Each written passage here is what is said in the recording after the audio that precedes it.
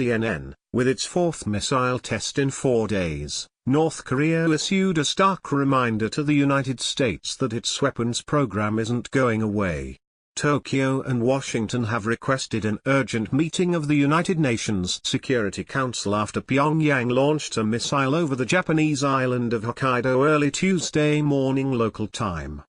The meeting will take place Tuesday in New York, 2 UN diplomats told CNN.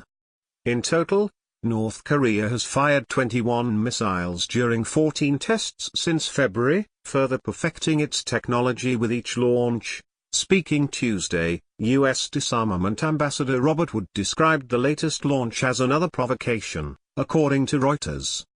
"The tests," said Wood, "just seem to continue to happen. This is a big concern of course to my government and to a number of other governments. Though the meeting is on the agenda, it's not clear what the Security Council can do to stop North Korea firing off missiles. However, rather than working to curb Pyongyang's missiles tests, the international pressure campaign seems to have hardened the regime's resolve.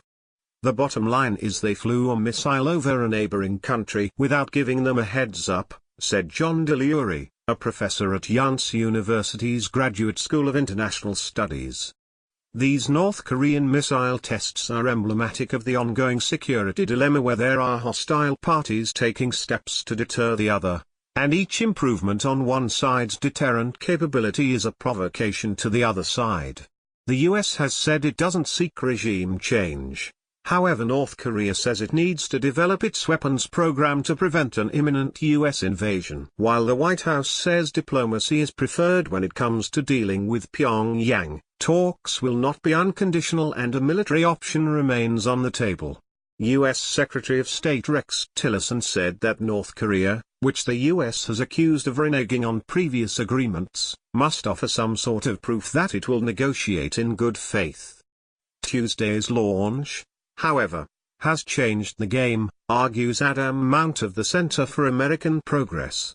If we had a window in August, that window is closed. That doesn't mean the talks are impossible, but it means it does require an even greater effort by the United States, he said.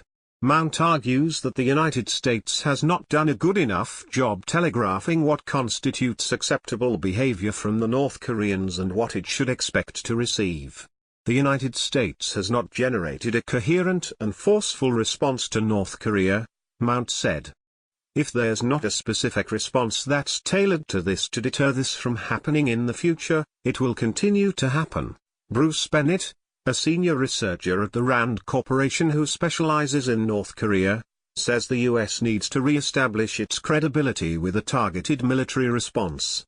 That military action could include flying a Tomahawk cruise missile over North Korea and directly over Pyongyang to illustrate that two can play at this game, Bennett said.